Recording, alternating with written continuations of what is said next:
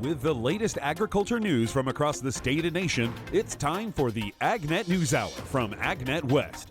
Here's your host, Sabrina Halvorson. Good morning, and thank you for joining us this morning on the AgNet News Hour. Coming up later, the NRCS is seeking public comment on 8 conservation practices. And the California Small Farm Conference is February 26th through March 1st, but before that, it's World Ag Expo week, and we're featuring today one of the exhibits that you can see at the expo with Verdant Robotics. We're going to have our 20-foot machine there, so they're going to get to see the latest and greatest in our equipment. That's Curtis Garner, the COO of Verdant Robotics. I'm so excited to be out there. I come from agriculture, so I go almost every year. So the World Ag Expo is kind of like my old high school reunion. You can hear all about Verdant Robotics in today's interview segment coming up later in this show. In this week's Almond Matters, brought to you by Verdant USA, bloom preparation is underway as growers contend with continued rainstorms. In today's Almond Matters segment, Todd Bergdahl joins us once again. He's a field market development specialist with Verdant USA. And now, Todd, since we've had some pretty consistent rainfall with these storm systems coming through California, what are some of the issues that might be top of mind here now that bloom is quickly approaching? Well, if you've gotten rain, it's warmer storms that are coming through.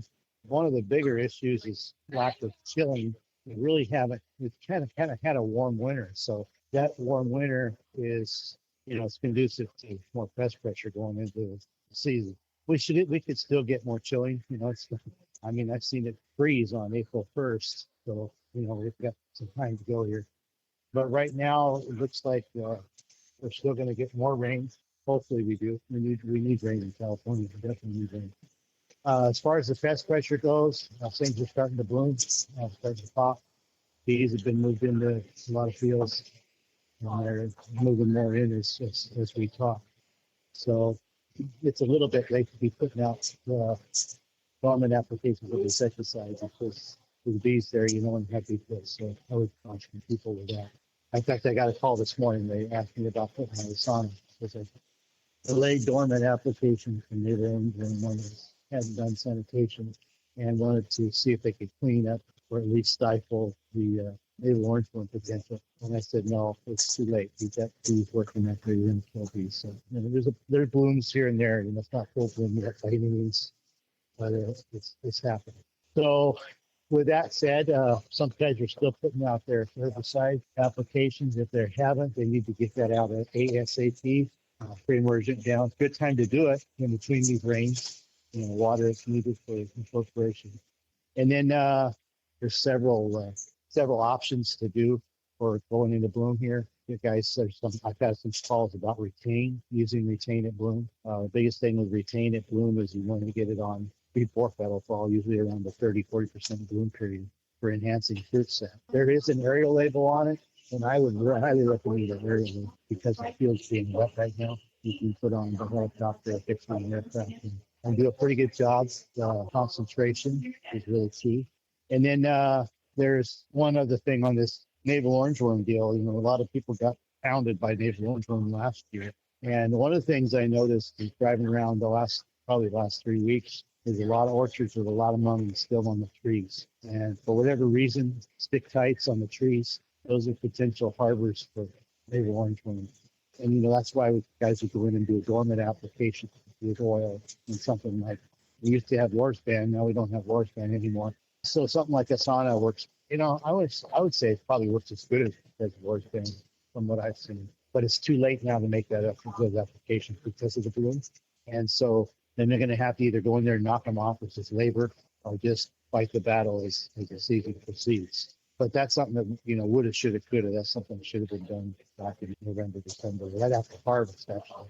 And I did some work last year, actually the last couple of years, with dipel, dipel soft chemistry, Bacillus thuringiensis. It's been around for 50 years plus, but it's still a potent tool for lepidopteran pests, of which navel orange worm is. And the thing is that I found is you've got to be out there about every 7 to 10 days with dipel, starting about 3 or 4 weeks before pulse split. And we got pretty good results last year, targeting just a dipel program. The only problem is you spray it. You got 3 or 4 sprays compared to conventional the regular chemistry. So Alticore and such that you can spray on one time or a couple times and be done. But I know navel orange is probably going to be a big problem this year just because of the winter we've had and the number of mummies I see out there on trees. So just a watch out. I'm Brian German for AgNet West Radio Network. In today's National Spotlight, there's an easy way to figure out if that gallon of milk came from a nearby farm. David Geiger has this report from the Midwest. Local food can be a premium product. Many people like to know where their food comes from. Dairy is one type of food that is easy to get at the local grocery store.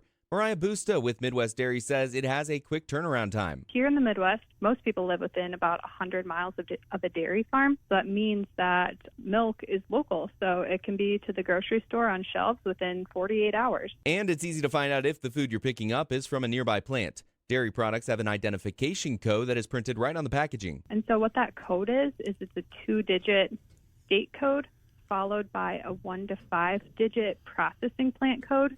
So by typing that code in online, you can find exactly where that dairy product was processed. Busta says the first part of the code will always be two numbers between 01 and 56. Codes are normally printed near the top of the container or on lids. Sometimes they're printed right on the label. But because every package is different, she says if you go to whereismymilkfrom.com, there are examples and pictures to identify what the numbers on codes mean. That's where you can type in the code once you do find it, but they also have some examples and pictures to help you identify what all of those numbers on your code mean. And then you can type in the right thing to find where your milk comes from. Again, you can find out if that milk or cheese in your fridge is from a local plant by going to whereismymilk.com. I'm David Geiger reporting.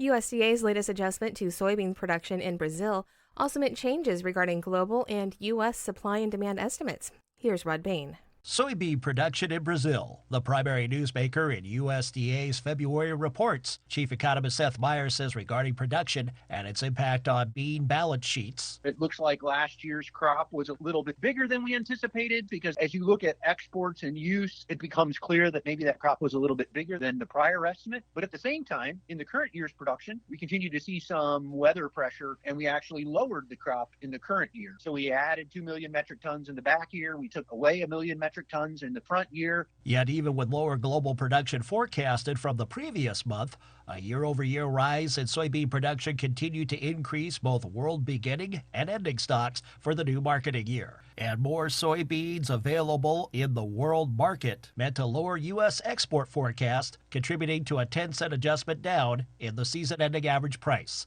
now at $12.65 a bushel. I'm Rod Bain reporting for the U.S. Department of Agriculture in Washington, D.C. And what did the Sunshine State provide in the way of new production data for this season's orange crop and for new U.S. orange production forecasts? Rod Bain joins us once again. Month-over-month adjustments down, but a year-over-year increase in U.S. orange production. That's the update from USDA and its February crop production report. Mark Hudson of the National Agricultural Statistics Service in Florida notes only his home state is reporting their crops this month. Other states only do it quarterly. We do it monthly. With other orange-producing states like California and Texas next reporting in April. As for the Sunshine State's production forecast for February, the only change we have is the non-Valencia oranges went from 7.5 million boxes to 6.8 million boxes, a decrease of 9% from the previous forecast. And previous year, it's actually up 11% from last year, but it was a hurricane year last year, 2 hurricanes. Florida Valencia orange production remained unchanged from the previous forecast, but is up 35% from last season's final utilization. I'm Rod Bain reporting for the U.S. Department of Agriculture in Washington, D.C. That's today's National Spotlight. Now here's Will Jordan with the Livestock Report. In today's livestock news, lower cattle numbers that lead to higher prices for beef producers also has implications for dairy farms. USDA recently reported the U.S. cattle herd reached its lowest level since 1951. Brian Doherty of Total Farm Marketing explains what this means for dairy farmers.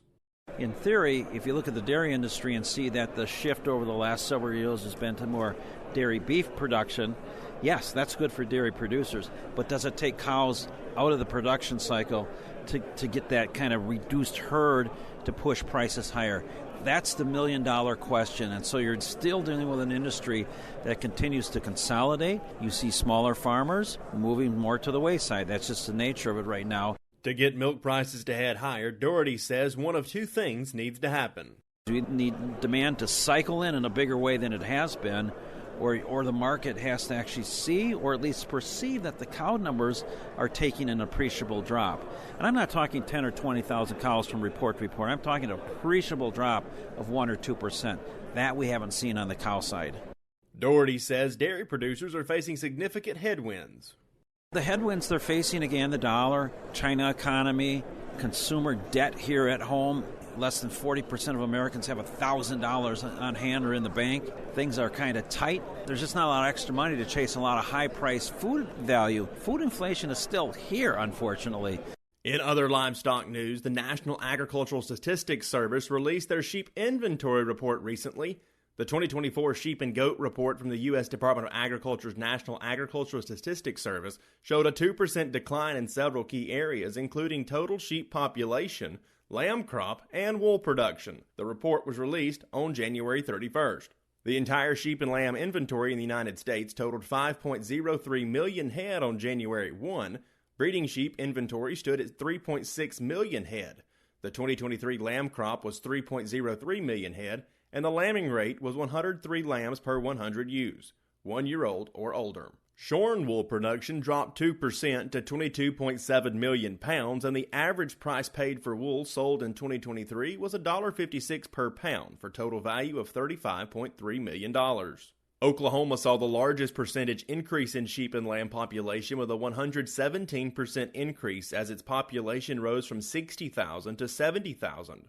Texas saw its total population drop from 680,000 to 655,000, but remains the largest sheep-producing state. California with 500,000, Colorado with 400,000, Wyoming 320,000, and Utah with 270,000 continued to round out the top 5 in total sheep population. However, all of the states in the top 5 saw a minor decline in their overall sheep numbers. As for wool production, California and Wyoming tied for the top spot among states at 2.3 million pounds, with Colorado third at 2.28 million pounds. I'm Will Jordan for AgNet West. This is the AgNet News Hour. I'm Sabrina Halvorson. We will be back in just a moment with more agriculture news. Welcome back to the AgNet News Hour. I'm Sabrina Halvorson. Coming up in a few moments, we'll have today's This Land of Ours report, but first, more of the day's agriculture news. And with today's AgNet West headlines, here's AgNet West Farm News Director Brian German. The U.S. Department of Agriculture is expecting 2024 to be a strong year for almond exporters. The USDA's Foreign Agricultural Service noted that expanded opportunities in Europe and Asia should benefit U.S. almond exporters primarily based in California. In 2022, U.S. almond exports reached $4.5 billion, making it the state's leading agricultural export, playing a crucial role in the economic well-being of communities, particularly in the Central Valley. Recent efforts have identified further fresh market opportunities in Italy, Bulgaria, and India. The removal of retaliatory tariffs by India is also expected to boost U.S. almond exports to the country to $1 billion in 2024. The Foreign Ag Service aims to advance USDA's goals by diversifying and enhancing international markets for American farmers and exporters through leveraging programs like the Foreign Market Development and Market Access Program. Farm Credit Administration Board Chairman and CEO Vincent Logan outlined key priorities for the upcoming year at the recent Farm Credit Annual Meeting. FCA priorities include ensuring the safety and soundness of the farm credit system as the paramount goal, emphasizing good governance through robust internal controls and standards of conduct. Another priority is preparing for financial innovations, where FCA aims to develop the necessary skills and technologies to serve as a regulator and thought leader in the regulatory community. Additionally, the FCA underscores the importance of using principles of diversity, equity, inclusion, and accessibility to enhance services for all credit-worthy borrowers. Lastly, maintaining the FCA as one of the best places to work in the federal government is identified as crucial, contributing to the agency's ability to recruit and retain skilled employees and instilling confidence in the farm credit system. The U.S. Department of Agriculture is seeking comment on proposed changes to conservation practices. USDA's Natural Resources Conservation Service has issued a series of revised conservation practice standards in the National Handbook of Conservation Practices. NRCS is requesting comments on the conservation practices of mulching, hedgerow planting, wetland restoration, seasonal water management for wildlife, field borders, grazing management, filter strips, and structures for water control. The level of changes proposed varies for each practice, and the proposed text can be found on the NRCS website. Proposed revisions are also included in the notice in the Federal Register. Comments will need to be submitted by March 4th. NRCS state conservationists that choose to adopt the practices in their states will incorporate the practices into the electronic Field Office Technical Guide. Adopting new raisin varieties or production approaches can be a slow process. Farm manager for Victor Packing, Robert Sahachian, described their approach to new practices. Usually we like to go to seminars and listen to what these researchers have come up with. It is important, though, to take a risk and try some of this stuff, or else we never really learn. Because there's a big difference when you're doing it like in a lab with maybe one row of a new variety on a new system versus, say, putting it out on 20 acres and doing it more on a commercial basis. So, yeah, we have tried to do some of that stuff. We've watched other growers, and then we've taken baby steps into it. And then when we become a believer of the system or the variety, that's when we'll plant more acreage in the system. And sometimes we'll tweak stuff, whether it's pruning practices or another cultural practice that we've learned, maybe we made a mistake on. That's the only way, we're going to learn sometimes is by falling on our face a little bit. The California Small Farm Conference, hosted by the Community Alliance with Family Farmers, is coming up beginning on Monday, February 26th. The 36th Annual California Small Farm Conference includes 4 days of virtual programming featuring over 50 online workshops, as well as 10 in-person gatherings in local communities across the state. The East Bay, Ventura, Los Angeles, North Bay, Sacramento, Humboldt, San Diego, and Yolo Solano gatherings will take place on February 29th. The San Joaquin Valley and Central Coast gatherings will take place on March 1st. Some of the highlights and special events of this year's conference include a farmers market professional track, on-farm field days, programs for both beginner and advanced farmers, content for livestock producers, as well as an in-person small farm tech expo. More information about the conference is available at caff.org. West Region sales agronomist for AgroLiquid, Abe Isaac, joins us today to highlight the importance of building Brix levels in crops like wine grapes, tomatoes, and citrus. The key to that is potassium, making sure that you get the right levels of potassium into those crops. You can do that obviously by adding potassium fertilizers, but there are a lot of factors that go into that, whether it be the calcium levels and phosphorus and your traces. So it's not just adding one thing, such as a potassium as a silver bullet to get those Brix to go up. But when you do a combination of micronutrients with that as well at the right time, like specifically wine grapes, after you get through berry softening and to when you get to harvest, about the last month, maybe 6 weeks, as you're getting closer to that, really pounding that potassium, especially foliarly, and getting that in there is a great way to do that. And one of the things to keep an eye on as well is what your sodium levels are in the soil. If you've got some high sodium levels, then foliar is absolutely one of the best ways to do it. And the same thing with citrus that's out there. And with tomatoes, I like to get my potassium on right after flower set and fruit set and start with that on tomatoes and making sure that you are pulling your tissue samples, looking at that. Again, like I said in the past, being careful with your tissue samples. Don't put too much weight into them because a lot of times you can look at them and go, oh, I need more potassium. But looking at your plant, looking at how much you've already applied, and realizing, you know what, I'm okay. That potassium is being pulled out of that tissue and it's going into that fruit where I want it to be. And you can see that those Brix build by testing that sugar, these crops for that Brix level, and you can get some pretty good numbers out of it that way. The thing about citrus is, and especially as we come into the fall season, and that's when we're going to harvest this citrus. And we're in the process of doing that right now. We'll be harvesting citrus until well into May and some parts of it into June. But as we come into the fall and we start getting into some freezing temperatures, what can really damage the citrus is if you've got low sugar levels and things like that in that plant and in that fruit.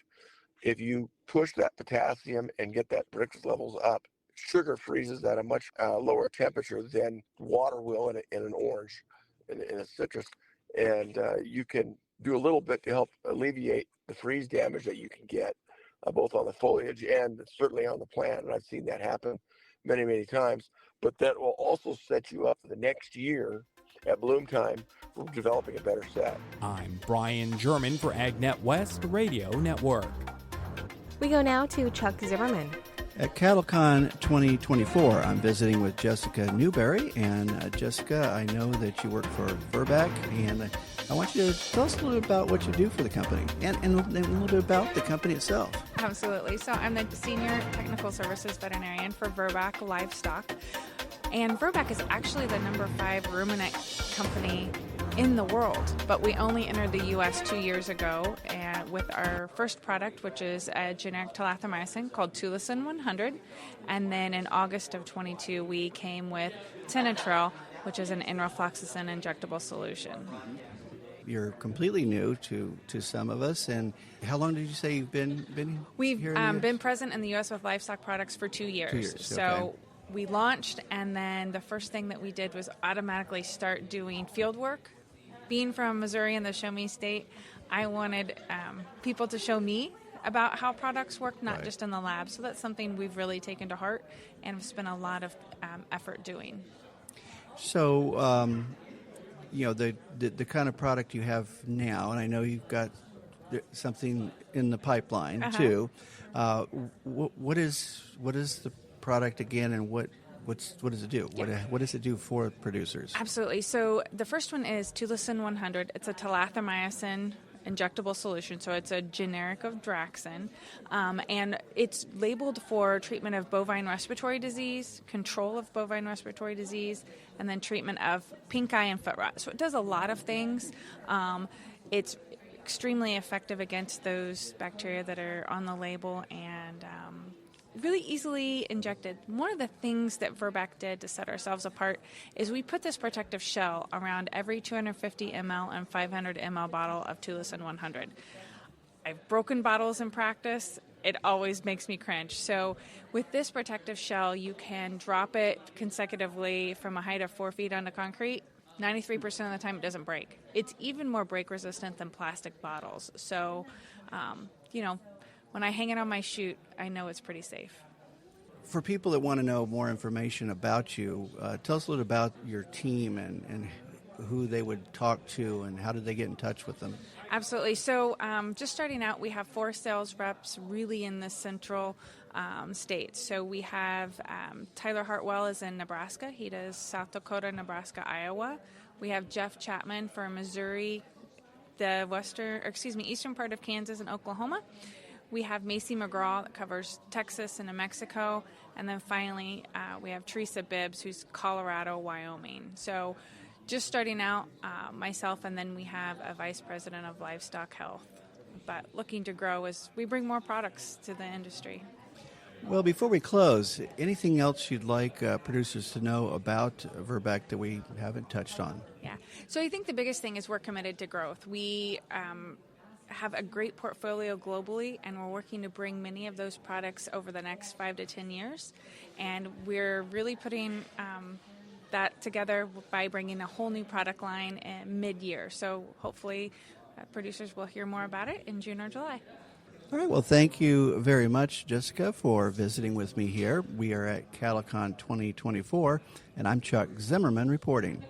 The USDA's latest farm income forecast shows lower farm income compared to last year. Chad Smith has more on the numbers. The Economic Research Service forecasts that farm income will decrease by 25% in 2024. Danny Munch, an economist with the American Farm Bureau Federation, discusses what the report says about the farm economy. It measures net farm income, a broad measure of farm profitability, and the latest report anticipates a decrease from 2023 numbers of $155 billion to $116 billion in 2024. That's a $40 billion or 25% drop year over year, and the largest recorded year-to-year dollar decrease in net farm income on record. He says there are 2 main drivers behind the income drop. A $21 billion expected decline in cash receipts So what farmers are receiving price-wise for their crops and livestock, and a $17 billion increase in production expenses, reaching a record level of $455 billion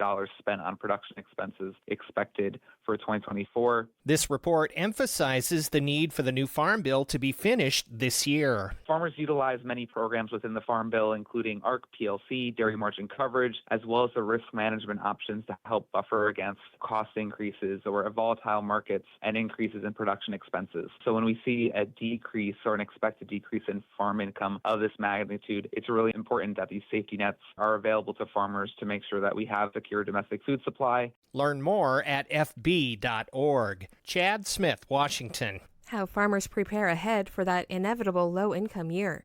That's coming up on This Land of Ours. As most folks in agriculture know, producers are used to needing to find ways to smooth income from year to year.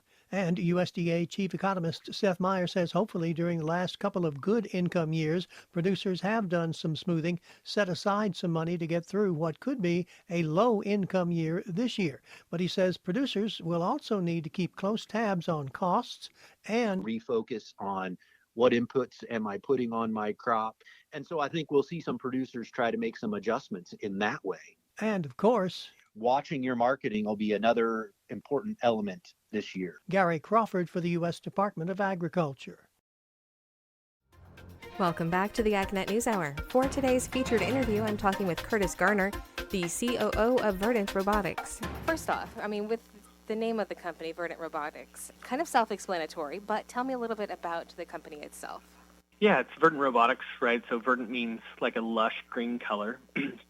We're green to the core. Everybody in the company is a mountain biker, rock climber, but also happens to be a technologist, right? So they've scratched their intellectual itch by challenging themselves to code on the computer and do very difficult things.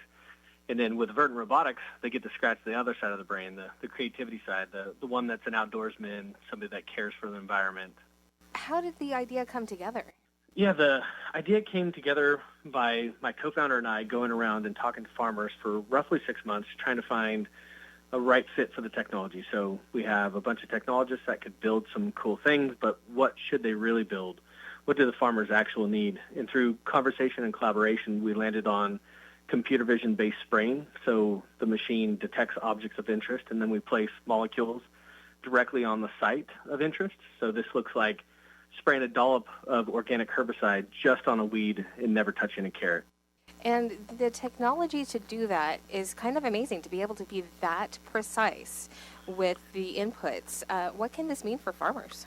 So what this means for farmers is ROI in less than a year, right? So we're going to provide them material savings. So in most crops, we're going to spray 96% less material, but they're also going to save on labor savings, right? So we can come in and do the job of hand weeding, but with a machine.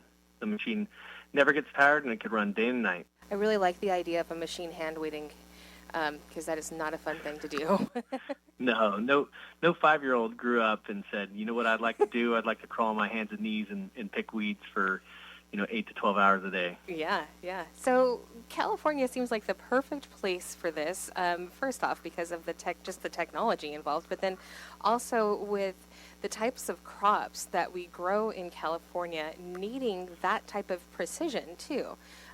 Because obviously specialty crops just have different requirements than, if you're growing a field full of soybeans. So does this work with delicate crops? You mentioned carrots earlier, but what if we're growing delicate, fruits or something? Does this type of technology work there yet, or are you working toward it? Yeah, we actually got our start in apples, cherries, and pears. So we did things like crop load management. So we would artificially pollinate the flowers that we'd like to impregnate, and then we'd spray fertilizer or lime sulfur and oil on the flowers we'd like to terminate. And so we could choose where we wanted the blossoms to be on the flower and the fruit to grow, but conversely, the right amount of fruit on the tree so it wasn't overstressed. The machine's absolutely applicable to all specialty row crops, and we're even looking at broadacre row crops, but all the tender leaf lettuce, spinach, carrots, garlic, onions, every single leafy green that's out there, our machine can handle. So, for people who are hearing this, and it's exciting to even hear about just where the technology is going and where you've brought it so far, but how can they get more information? They can reach out to me directly. They can go on our website. There's forms that they can fill out to request a demo. If they email sales@verdantrobotics.com, I'll get it, so will my founder. And so we're very approachable. I likely know somebody that knows them, so if they just reach out to their network, they can likely get to me pretty quickly and easily. So are you going to be out at the World Ag Expo? We'll be at the World Ag Expo. We're going to be at booth U35, and we'll be there all day, every day. Are you going to have anything to demonstrate out there, or will you be out there talking with people? We're going to have our 20-foot machine there, so they're going to get to see the latest and greatest in our equipment. That's exciting. Are you excited to be out there? I'm so excited to be out there. I come from agriculture, so yeah, I go almost every year. So yeah, the World Ag Expo is kind of like my old high school reunion. Yeah. I see lots of old friends. Yeah, that's how it is for a lot of us, isn't it? The World Ag Expo runs Tuesday through Thursday at the International Agri-Center in Tulare. You are listening to the AgNet News Hour, and now for more news. It wasn't just the U.S., but the entire North American cattle industry came together during the recent NCBA conference in Orlando, Florida. Dennis Guy reports. Cattle industry representatives from Canada and Mexico attended the U.S. National Cattlemen's Annual Conference recently in Orlando, Florida. Meetings involved the three partner countries in the USMCA Trade Pact to discuss a slate of issues.